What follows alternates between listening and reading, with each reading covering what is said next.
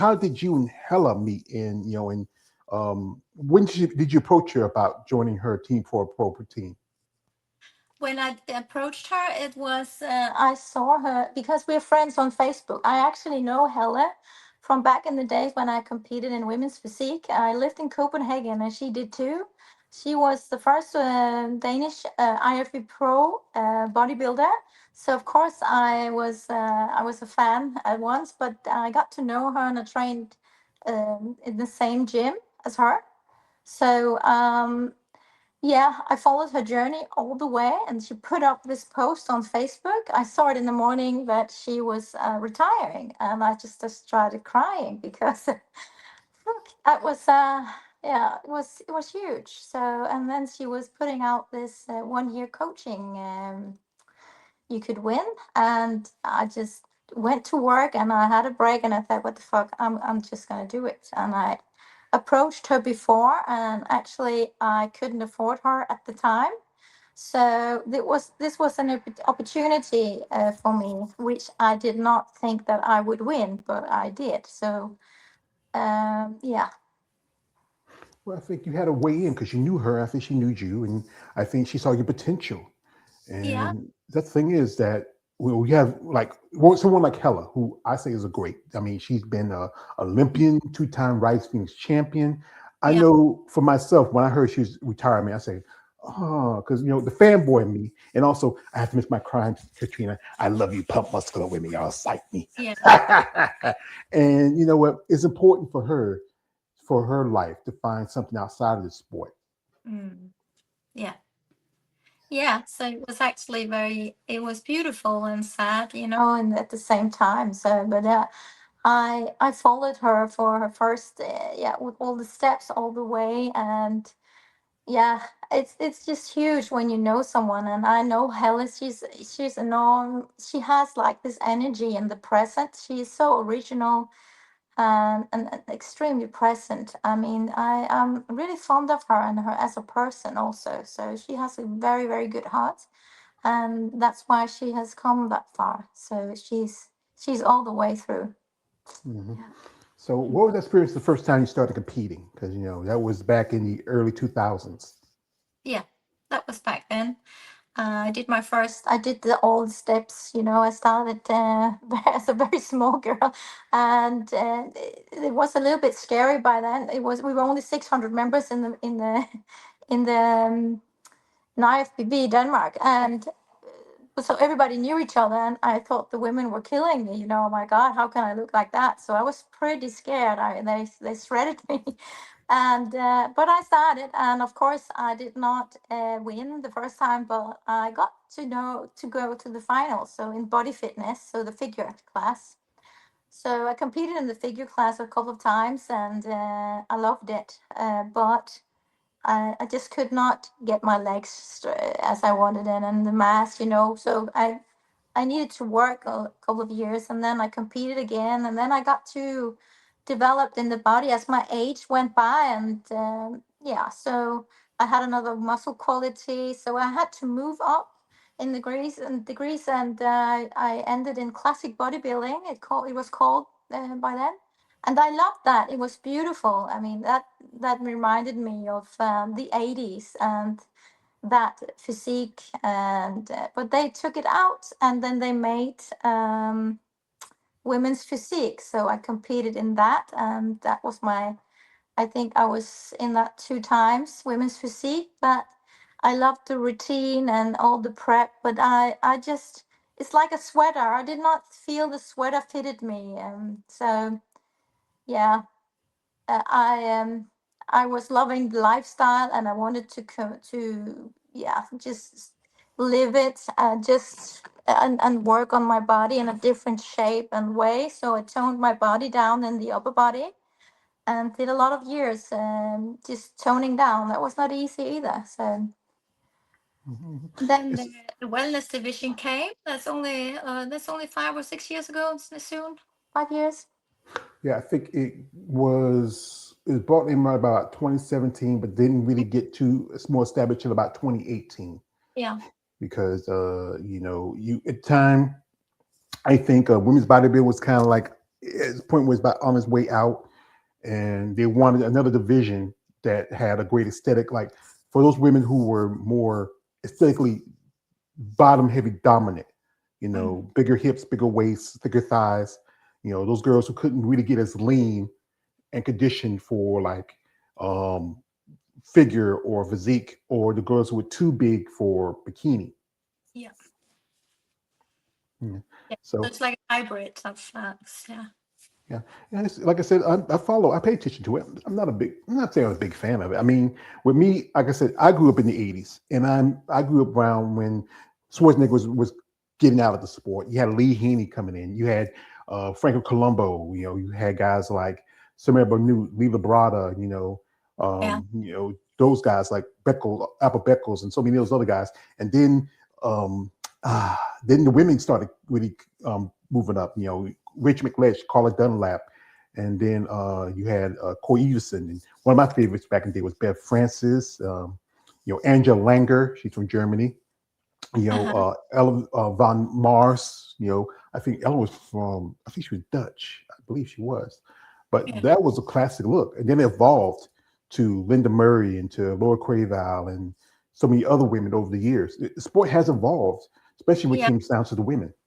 Yes. I was a huge fan of Larissa Race.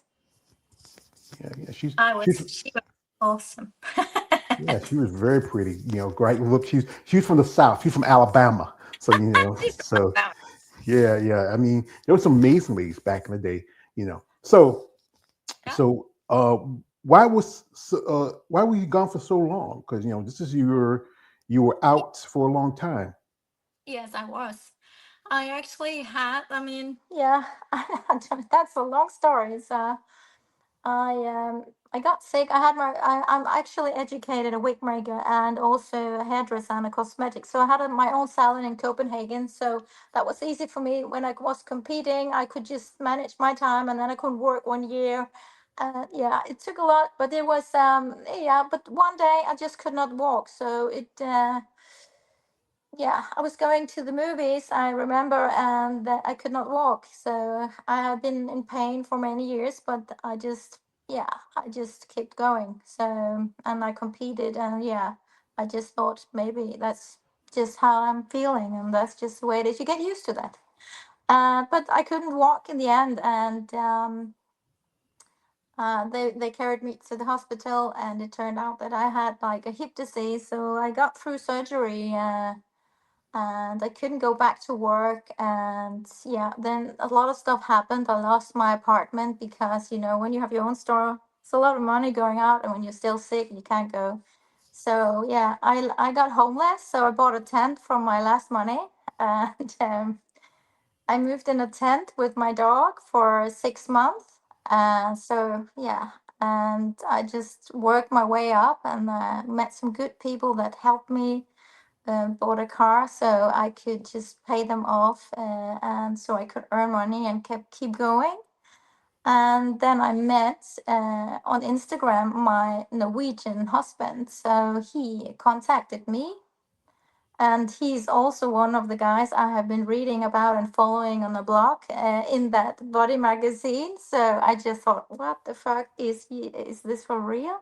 So I just texted him back, and I said, I'm sorry, you got the wrong person. And he said, no, I saw you once. Didn't you compete with the orange hair and you were just glowing and owning it? I said, yes, that's me. But I'm not in a good place right now. But he kept going, and we met up in Copenhagen, and we have never been separated since. And now we are here owning a house, and I work and are both successful, and that's all the past. But it's a part of me, and it took some time to get that trauma out of your body and accept and just believe that you could carry on. And he is a doctor of naturopathy, it's called in English, and he has expertise in nervous systems and stuff like that. And all those medals you see behind me, that's not mine. It's actually Thomas's. So he's like a talented Norwegian man that can do a lot, and he helped me. So he helped me through all the pain and worked through it. We took pictures, screens every year, and I saw my hips actually were healing themselves. So I am at a place now where I know I can do it. I'm stronger actually than I was before. So now I can just go for it. And I'm 47. I think I have some good years in me still. In 47, the man. I'm like this, I wouldn't think you're 47. I think you were, 30 something. I mean, yeah, like it's like the old saying, man, and with time you just find his wine. And it's good that you found a man that loves you. He probably saw you on Facebook in the tent with the dog, say she fine as hell. I'm gonna holler at her. I got a place for her to stay. Yeah, yeah, yeah. yeah. We, we got here. Shout to my man KL, the Wanderer coming through. He says, it says, good morning, brother, morning to you, or afternoon. Now it's already a little bit swinging now. And yeah, I can understand you. Years ago, I used to work quite a few jobs when I was a younger man. I had two jobs by the time I was not even 30 yet. Mhm. And and I worked and did this and did that. And then I was working at this place. It was a meat packing place. It was in a place, it's a company called Smithfield. They were the big time meat packing company in my area. And Yeah, I was at work and I got sick. Now I thought, because I was working in the cold department, I thought it was maybe getting a little cold. So I go tell my supervisor, hey, I'm not feeling well. I got to get out of here because I don't want to get anybody sick. So, okay. So two of my sisters lived the next town over. I would have gone 50 miles to go back to my house. They were just about 30. So it was mhm, close to go there and just hang out with their house. Maybe I feel better, I go home the next day. So my sister Jean, she told me, go to the hospital. I said, no, I'm not going to try in the hospital. So there was an urgent care around the corner where they stayed at. So I go to the urgent care, mhm. and then while I was there, they were testing me, checking out. Said, "Mr. MacArthur, there's something wrong. We have to send you to the hospital." And that was Cape Fear, was the biggest hospital in North Carolina in my area. So while I was there, they had me in the emergency room. Doctor come to me and said, "Mr. MacArthur, I got to tell you something. You had a heart attack." I said, "What?" I mean, I thought with a heart attack, it'd be like, "I'm coming for you, Elizabeth. I'm coming for you." So, and then I was at a cardiac unit for about a week in the hospital. Got out.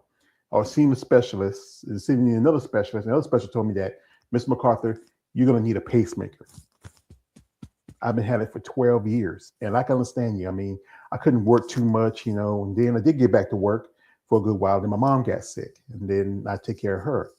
And I can tell you, it's sometimes life hits you some hard stuff, and then this is someone told me when my brother died.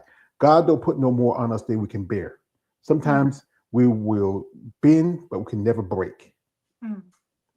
Yeah. So, and so what got you inspired to get back? Because after the surgeries and everything else, because most people say, you know what, I'm done. I don't want to get back to all the training, the dieting, and all that. And Mhm. I don't know why I want to. What got you to come back to something like bodybuilding? I've always been struggling with Edema in my legs, and so when I was dieting, I mean, we struggled a lot to get my legs very good, and I had to go very lean. I mean, uh, and still, I could see afterwards at the pictures, and you were thinking a little bit. I still could have lost 3 kilos on the back thigh. So, I mean, I did not feel that I have showed and I have worked hard. I didn't. I don't feel that I have worked hard enough, and when the wellness division came, I saw a potential for the women body. I mean, I think that is built for women because they are very strong in their legs, and that training method. I mean, that's I think it's built for women. And I was just thinking, that's my cue. That's my way in and back. And then I felt the drive, and now I feel the drive. I wake up in the morning. It's been a long time since I've been feeling that feeling, and I see the differences every day, and I fucking love it. I mean, it's awesome. Yeah, quite a few times when I talk to you ladies about what gets you something like bodybuilding, because it's such a very, you know, as I said earlier, a very niche sport. and it's a sport Mm. where no one really follows as much. And Yeah. then the one thing about it is that when you ask somebody about bodybuilding, it says you just take steroids, you get all big and muscly. Mhm. No, there's more to it. The Yeah. diet, the Yeah. consistency, being disciplined. Yes, it's an extreme sport, and And it's I don't think it's for everyone, but I mean, I don't I for me it's a journey inside, and I learned so much about myself throughout every diet, and there's no diet that is the same. Everything is different, and it's about discipline and repeating, and you learn so much about yourself and your body. And I it's the same with believing in God and Jesus, and you have to be. you have to be open and learn and open your heart. I mean, that's the way I feel when I do this. I just feel closer to myself and to mm, yeah. I'm just happy with the sport and what it does, and I love the lifestyle. Because that's what it is, a lifestyle. You're changing a lot of things, especially for women. Because Yeah. here's the thing about, especially in the idea of women, it's supposed to be like right here. You're a very feminine looking lady. You have Mm. nice, a very nice, aesthetic to you. But Mm. again, when people look at it from the outside, we see Yeah. women with muscle, and you don't have to be in women's physique or bodybuilder figure. Girls in bikini and wellness. There's new divisions that's not have law. So I call it. It's called. Yeah, it's an abomination to me. It's called, excuse me, fit Yeah. model. It's abomination. But the thing is, those ladies still train and work out different levels for depending how you want to go, how you want to perform, how you want to present yourself. So, Mm. folks, what we're gonna do is we're gonna jump into Katrina's social media for a little bit. If you want to follow her, links in the description of the live. If you want to support her in her path on competing sometime soon, reach out and genuine interest, guys. Guys, I know you guys out there. She's a nice lady. She's party too. She's a married woman. Be respectful. Reach out in genuine interest. Don't be weird. Come on. I know some guys out there, you can be weird. Some guys can be hateful, but be respectful. All right. So we're going to jump into her social media for a bit. And we're seeing her here. As you know, she's working out and training. What's the favorite thing you like about when you're training? The favorite thing is Yeah, it's actually, I think, what's your question again, George? What's your favorite thing? What you like about your training? mm, I like it's like meditation for me. I like to just go inside my head and be there. I mean, and I like pushing myself. I like to work hard. It's my own space and yeah, that's what I love. I like pushing it. I'm very good at pushing myself. Yeah. So what's your schedule like when you're training during the week? My schedule is I train Monday, Tuesday. Wednesday, I have an active day off where I do mobility training and stuff like that. And I eat a little bit different on the Wednesdays. And then Thursday, Friday, I'll train again. I have like um, 2 days, almost 3 days with legs training. And then I have upper body training.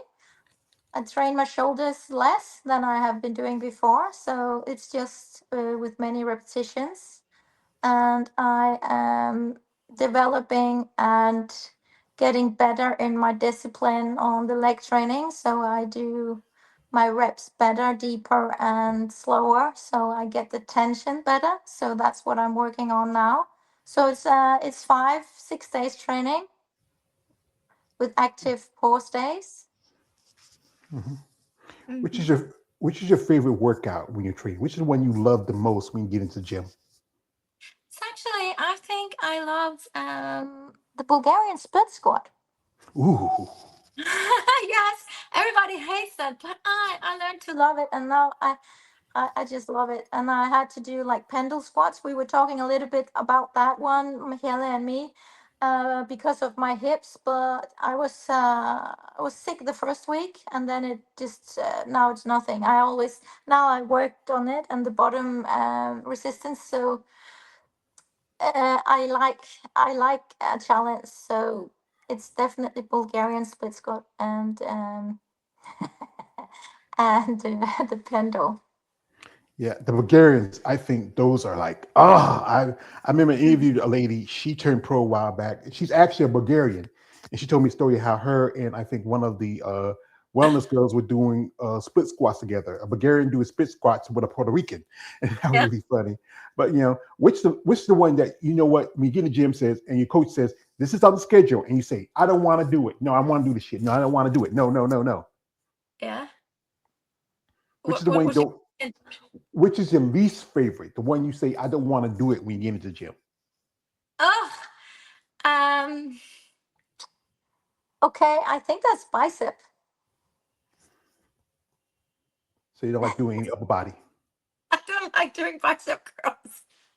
But I don't have to do that much anymore, so I don't know why. I think maybe it's because I have never. There are, and I get so much pump, and I'm very good at training shoulders and stuff. I love training shoulders, and you can always see on the physique which part you love to train. So I practice by loving every exercise, and I always tell myself while I'm doing it, this is my favorite exercise. So that's how I go into every exercise and workout, that I tell myself when I'm really serious and when I'm all tuned, which I am now, and I have a lovely woman behind me, so I give everything. I give all I have, and I tell myself that this is my favorite exercise every time. So I do it with no complaints. And here she is when she was competing with physique. Wow, you had a. I would say this is the classic look of women's uh-huh. physique. When do I do with the red hair? Where, red, orange. When you come up with the idea? When what? When did you come up with the idea with the red hair? I've always loved orange. I mean, orange. I was wild Orange. back Oh, in the days. I was wild. I was owning the shit. I mean, it was, yeah. I just love that color, and yeah, I changed it.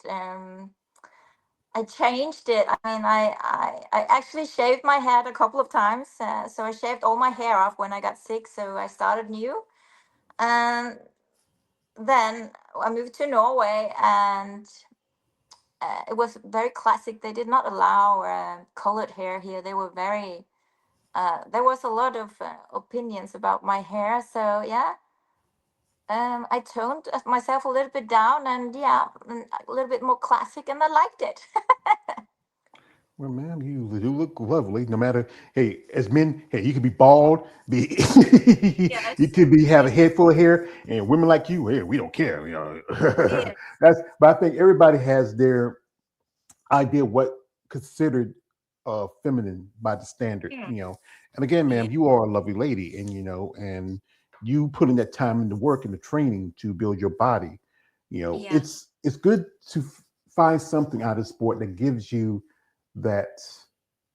I think that good feeling, that whole thing about the regimental of being a bodybuilder, and Mhm. and here's one side of it, how some people look at this. Now we'll look at the pictures, and she's a lovely lady, but Mhm. then there's guys out there who look at it and say she got too much muscle. She's trying to be a man.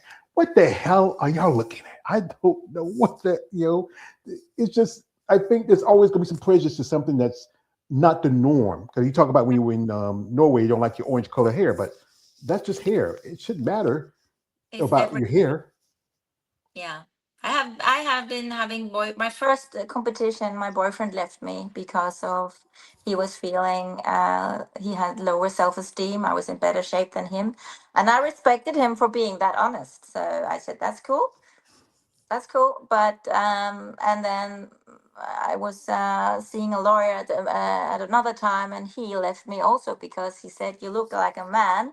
But I know I do not look like a man. So I said, "I'm sorry about that. So good luck." he had no apologies to say, I'm a man. I don't look like I got probably maybe not bigger boobs than you, but I got bigger boobs than ladies who are in bodybuilding. And the Yeah. thing is, it's about how this makes you feel. And if those men, those men either got a little sugar in the tank or he said they're insecure. I've Mm. interviewed with ladies who told me that they were married and they got divorced because they changed their look. They wasn't considered as feminine. Hmm. Um, as men, we acquire women as being, petite or small or this or that. Yeah. As men, we can be anything we want, but you Hmm. women are put into a box. Yeah. I used to think in my earlier days that, yeah, I mean, it was hurting, but now it's not. I feel very feminine and very beautiful, and the sport is so many things, and people will always judge you. Doesn't matter where you are, and of course, I was born and raised in the small suburbs, and when I started competing, of course, people were talking. They saw me 3 months later, and then I looked like a rock cut out, and of course, they talked and they judged me and said, yeah, she's taking steroids and she's taking everything. But I mean, yeah, I just pulled the plug and just did my thing, and I moved. Of course, I think you have to choose your battles. Yeah, that's about life. You have to live for yourself. You can't live for anybody else. That's the problem Nah. is you try to waste your energy living for somebody else. It's going to hurt you. It can affect your Yeah. mind because And so, I just told you that I worked as a hairdresser and wig maker, and I made wigs for cancer patients and stuff like that. I mean, it pushes things into perspective, and for me, it's a balance about femininity and masculinity. I mean, we have them both, and we need them both. So I think it's how you carry it, and I love it. I love the combination, with the feminine and with the feminine side and the masculine side, where you are giving it all you have in the gym, and then you can look pretty for the rest of the day. yeah. Like this picture right here. She sent me some pictures, and this is one of them. Like this is one here. Wow, she got the hair done. She got her posing. Her boobs are out. you Yeah. know, and here she is with her lovely husband. And how long y'all been together now? 10 years. 10 years. That's Mm. great. My parents were together for 55, but they were living separately. My mother was here in North Carolina with us, 6 kids, and he was up in New Jersey, living his life. And it's Yeah. good to find someone to support you because, again, as I said earlier, relationships are tough when you're in sport, especially because he himself is a bodybuilder. He understands. Is that important when your relationship when somebody who understands who you are and shares your passion just as much as you do?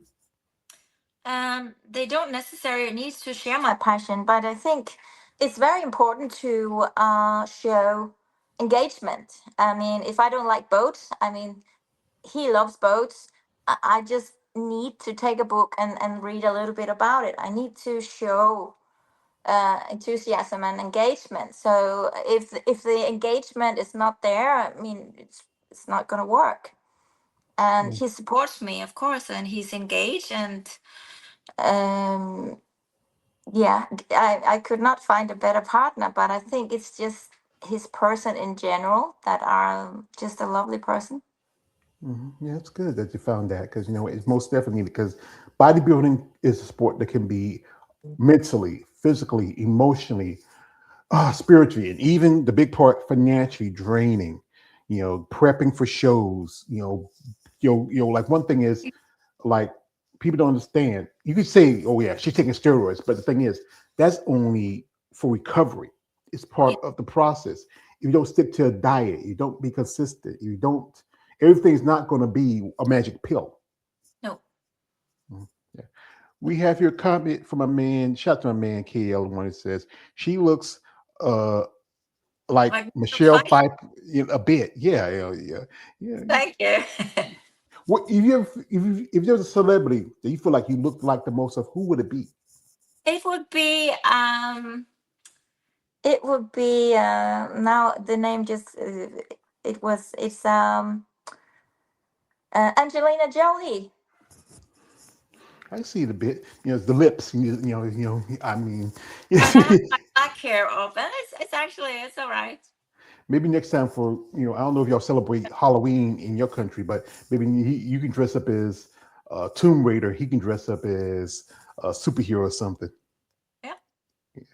So so now that you're working with Helen and the Team for Pro, what's the plan? Are you taking the time to grow, or are you going to think about competing this year or maybe next year? We actually didn't really get to that point yet. Now we just need to get a little bit of the fat off that I have been carrying around. So we're actually starting to see what I have now, and we are going into a building phase after that, and then we will see. I hope maybe in the winter maybe, or in the end of the year, I hope I can take a small competition just to get into it, and then go for a more serious, better shape. Mhm. So they just take the time to assess where you are at right now when it comes to your physique, and Yes. then when you I want to, take the time to then finally maybe pick a show that probably works with you and your time.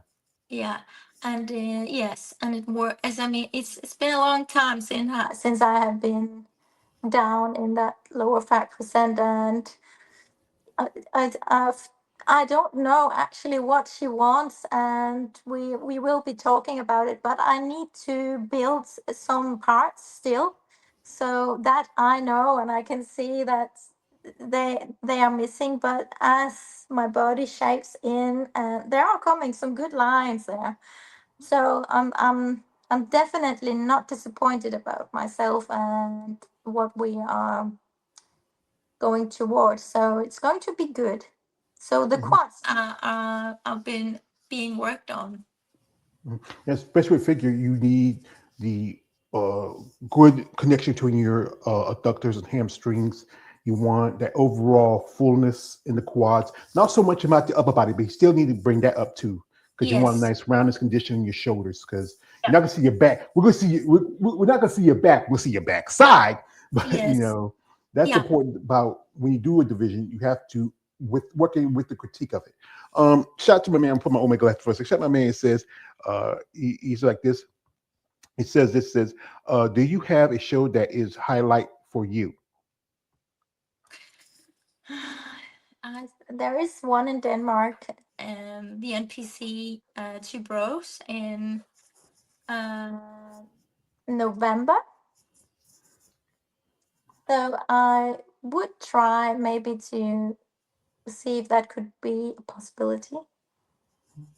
Or are they? No, with Norway, it's not as a big bodybuilding established country as you look at other parts of the world, like Germany or Europe. Like Germany or Great Britain, where because it's very, I think it's very a reserved country from what I heard from some because Yeah. you talk about with the hair thing, you know, Yeah.